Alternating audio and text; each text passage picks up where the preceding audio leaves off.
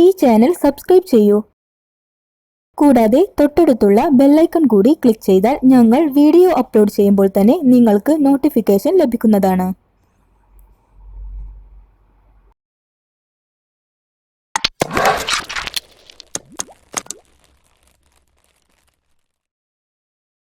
Guys, ഏവർക്കും ഞങ്ങളുടെ YouTube ചാനലിലേക്ക് വീണ്ടും സ്വാഗതം. ഇന്നത്തെ നമ്മുടെ ചർച്ചാ വിഷയം നമ്മുടെ ക്യാൻസർ, നമ്മുടെ ശ്വാസകോശത്തിന്റെ ക്യാൻസർ, ലങ് ക്യാൻസർ. വളരെ ഡേഞ്ചറസ് ആയിട്ടുള്ള ഒരു ക്യാൻസർ ആണ്. One of the most dangerous cancers ആണ് ലങ് ക്യാൻസർ എന്ന് പറയുന്നത്. അത് നിങ്ങളുടെ ശ്വാസകോശത്തിൽ നിന്ന് തന്നെയാണ് തുടങ്ങുക. രണ്ട് രീതിയിൽ വരാം.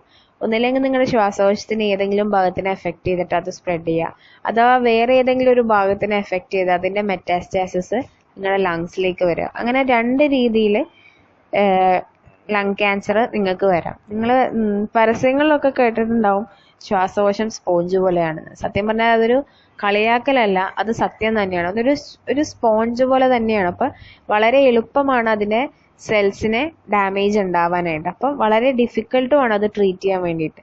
അതുകൊണ്ട് തന്നെ അത് വരാതിരിക്കാനുള്ള നമുക്ക് പരിശ്രമിക്കാന്നല്ലാണ്ട് വന്നു കഴിഞ്ഞിട്ട് അതിൽ നിന്ന് മോചനം ലഭിക്കുക എന്നുള്ളത് ഒരു ഇമ്പോസിബിൾ ആയിട്ടുള്ള കാര്യമാണ്.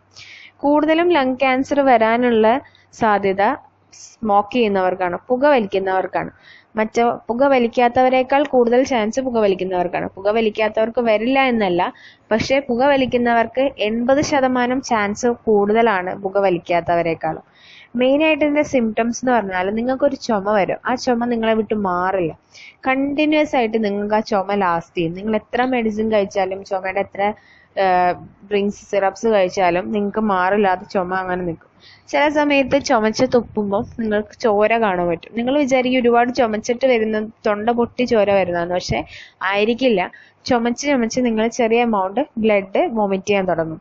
ചെറിയ ഷോർട്ട്നെസ് ഓഫ് ബ്രെത്ത്, നിങ്ങൾക്ക് ചെറിയ ശ്വാസം മുട്ടല്, ചെറിയ നെഞ്ചുവേദന, നിങ്ങളുടെ സൗണ്ടിന് ചെറിയ ഇടർച്ച വരും.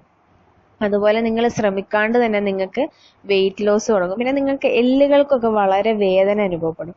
നിങ്ങൾ ഭക്ഷണം കഴിക്കുന്നുണ്ടാവും, പക്ഷെ നിങ്ങൾക്ക് വിശപ്പില്ലായ്മ ഉണ്ടാവും. അതുപോലെ തന്നെ നിങ്ങൾക്ക് ഭയങ്കരമായി വണ്ണം കുറയാനും തുടങ്ങും.